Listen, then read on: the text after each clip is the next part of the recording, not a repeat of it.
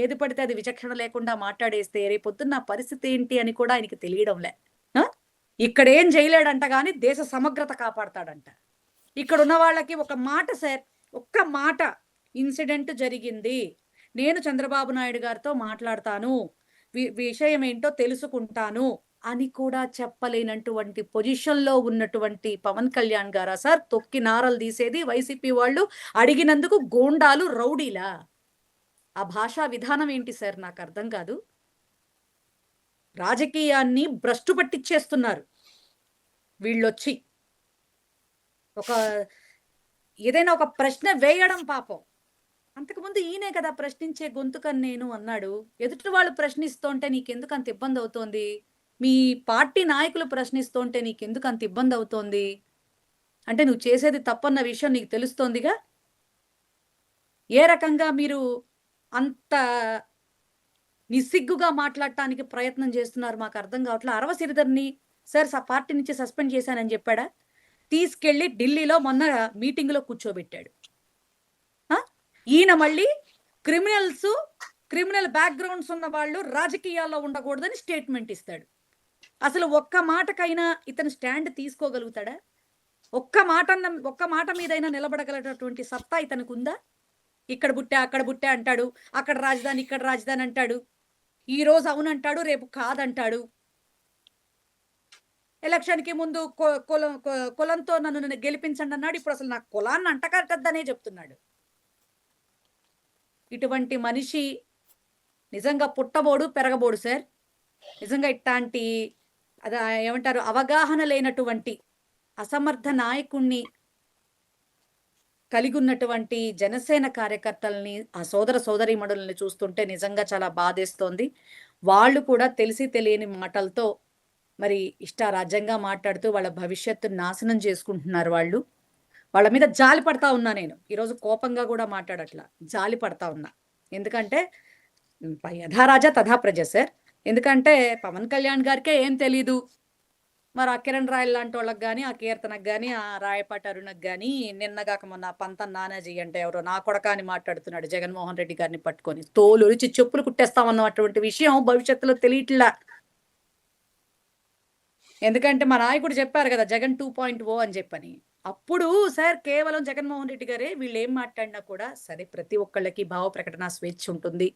ఖచ్చితంగా ఇంకొకటి కూడా ఆయన నమ్మింది ఏంటంటే ఒక బలమైనటువంటి ప్రతిపక్షం ఉంటేనే, మాట్లాడితేనే, ఆ మాట వినగలిగితేనే మనం ప్రజలకు ఏమన్నా చేయగలుగుతాం అనేటటువంటి ఒక కాన్సెప్ట్లో ఆయన అసలు వీళ్ళని ఎవ్వరినీ కూడా ఇష్టారాజ్యంగా మాట్లాడే వంగలపూడి అనిత కావచ్చు, అచ్చెన్నాయుడు కావచ్చు, అయ్యన్న పాత్రుడు కావచ్చు, బండారు సత్యనారాయణ కావచ్చు, ఇలా ఒకళ్ళు కాదు ఇద్దరు కాదు sir. Even Lokesh and Chandrababu Naidu also what they have spoken Andhra Pradesh మొత్తం చూసింది. వాళ్ళ భాషా విధానం ఎంత గొప్పగా ఉంటుందో కూడా చూసింది. వీళ్ళందరూ వచ్చి మళ్ళీ వైఎస్ఆర్సీపీకి ఈలు నేర్పిద్దామని ప్రయత్నం చేస్తే ఎట్లా సార్? మేము గుణింతాలు నేర్పుతాం. అది ఖచ్చితంగా. మేడం చివరిగా ఒక ప్రశ్న. అయితే నిన్న ఆయన మాట్లాడినటువంటి మాటల్లో చివరిలో ఆయన మాట్లాడటం జరిగింది, వైసీపీ రౌడీలకు గుండాలకు తాట తీస్తాను అని చెప్పిన తర్వాత ఆయన ఈ క్రిమినల్స్ ఎవరైతే అన్నారు, మీరు అన్నట్టు క్రిమినల్ బ్యాక్గ్రౌండ్ ఉన్న వాళ్ళు అధికారంలోకి రావటానికి వీల్లేదు. సో అలాగే ఈ కేసులు, ఈ కులాలు వీటికి ఆపాదిస్తున్నప్పుడు మన పార్టీ వాళ్ళంతా ఏం చేస్తున్నారు? ఎమ్మెల్యేలు, ఎంపీలు, మినిస్టర్లు అందరూ నోరు తెరిచి మాట్లాడాలి. మీరు మొహమాటానికి పోవద్దు, నా దాకా రాకూడదు, అంతా మీరు చూసుకుని ఉండాల్సింది అని చెప్పి ఆయన ఒక ఫ్రస్ట్రేషన్కి గురవడం జరిగింది. ఆ సందర్భంలో కొంచెం అసహనంగా మాట్లాడటం జరిగింది. సో సీఎం చంద్రబాబుకు కూడా తెలియకుండా నేను స్పందిస్తాను, ఆయనకు కూడా ఇంటిమేషన్ ఇవ్వను, సో ఆయనతో సంబంధం లేకుండా నేను ప్రతి దాని మీద స్పందించడం జరుగుతుంది, క్రైమ్ ఎక్కడ జరిగినా నేను మాట్లాడతాను, ఇది లా అండ్ ఆర్డర్కి సంబంధించింది, నా శాఖ కాదు, అయినా సరే నేను మాట్లాడతానని చెప్పి ఆయన వ్యాఖ్యానించారు. మరి వీటిని మనం ఎలా అర్థం చేసుకోవాలి? అంటే ఎప్పటి నుంచి నిర్ణయం తీసుకున్నారంట సార్? బహుశా నిన్నటి నుంచే తీసుకున్నారేమో మేడం. అయ్యుండొచ్చండి. మరి ఇప్పటి వరకు జరిగినటువంటి 10 రోజుల క్రితం జ్ఞానేశ్వరి అనే పాప తప్పిపోతే ఇప్పటి వరకు దిక్కు దివాణం లేదండి. దెందులూరు ఎమ్మెల్యే తాగి తందనాలాడి రోడ్డు మీద మరి లా అండ్ ఆర్డర్‌కి ప్రాబ్లమ్ క్రియేట్ చేసి టీడీపీ పార్టీ వ్యక్తినే మరి టార్గెట్ చేస్తే ఏం లేదండి. ఆ మహానుభావుడి మీద మరి 96 కేసులున్నాయి. అసలు మరి 19 కేసుల దాకా చంద్రబాబు నాయుడు గారి మీదున్నాయి. మరి లోకేష్ గారి మీదున్నాయి. మరి పవన్ కళ్యాణ్ గారి మీద కూడా నమోదయినాయట మరి. మరి అంటే సింగిల్ డిజిట్‌లోనే అనుకోండి చెప్తున్నా. మనం మాట్లాడకూడదు గదా ఇవన్నీ. ఇప్పుడు వివేకానంద గారి హత్య కేసుకు సంబంధించి ఆయన అన్నారు చాలా గొప్పగా. కానీ సీబీఐ వారు చెప్పేసారు కదా! ఇందులో జగన్మోహన్ రెడ్డి గారికి గాని, భారతమ్మ గారికి గాని, అవినాష్ రెడ్డి గారికి గాని వారి పేర్లు చేర్చవలసినటువంటి అవసరత లేదు. వాళ్ళకి సంబంధం లేదు అని చెప్పేసారుగా. అసలు దస్తగిరి అనేవాడు రోడ్డు మీద నిస్సిగ్గుగా తిరుగుతా ఉంటే, ఆ సునీత గారు ఏం చేశారండి నాకర్థం కావట్లా. మరి అవన్నీ తెలిసి అడిదిప్పిడి తిప్పి మళ్ళీ జగన్మోహన్ రెడ్డి గారికి ఆపాదించాలని చూడటం వీళ్ళ ఫెయిల్యూర్స్ కాదా? ఎవరిది క్రిమినల్ బ్యాక్‌గ్రౌండు? ఎవరిదండి? జగన్మోహన్ రెడ్డి గారు ఎవ్వరిని కూడా ఇలా చేయండి, అలా చేయండి అని ఏ రోజు కూడా ప్రోత్సహించరు. మీరు చూసారు. మరి ఈ దువ్వాడ శ్రీనివాస్ గారు. వారు పర్సనల్‌గా ఎమ్మెల్సీగా ఉంటూ మరి 1కి 2 సార్లు చెప్పి చూసినప్పటికీ కూడా మరి వారి బిహేవియరు జగన్మోహన్ రెడ్డి గారికి నచ్చక వారిని పార్టీ నుండి సస్పెండ్ చేయడం జరిగింది. అనంతబాబు ఎమ్మెల్సీని కూడా సస్పెండ్ చేయడం జరిగింది. ఇంతవరకు మా పార్టీ కార్యక్రమాల్లో ఎక్కడా కూడా ఆయన కనిపించినటువంటి పరిస్థితులు కూడా లేవు. ఒక నిర్ణయం అంటే అంత నిఖార్సుగా, అంత నిజాయితీగా ఉండాలి.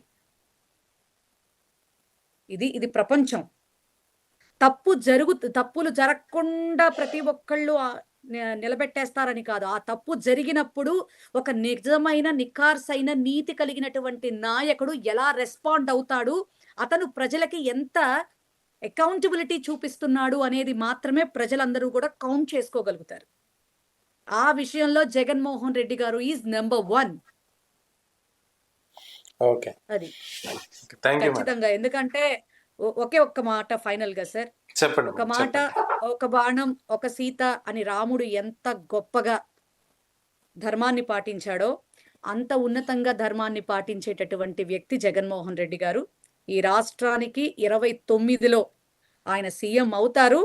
వీళ్ళు చుట్టబెట్టినటువంటి నారలన్నీ కూడా చక్కగా తాడల్లి ఏ రకంగా మరి ఒక్కొక్కళ్ళకి తీట తీస్తాడో గూడా రాబోయే రోజులే మనకి రుజువు చేస్తాయి సార్. ఏది పడితే అది విచక్షణ లేకుండా మాట్లాడేస్తే రేపొద్దున్న నా పరిస్థితి ఏంటి అని కూడా ఆయనకి తెలియడంలే. ఆ! ఇక్కడేం చేయలేడంట గాని దేశ సమగ్రత కాపాడతాడంట. Okay. Thank you madam. Thank you very much. ఈ అంశాల థాంక్ యూ మీద సార్. మీ విశ్లేషణ అందించినందుకు ధన్యవాదాలు.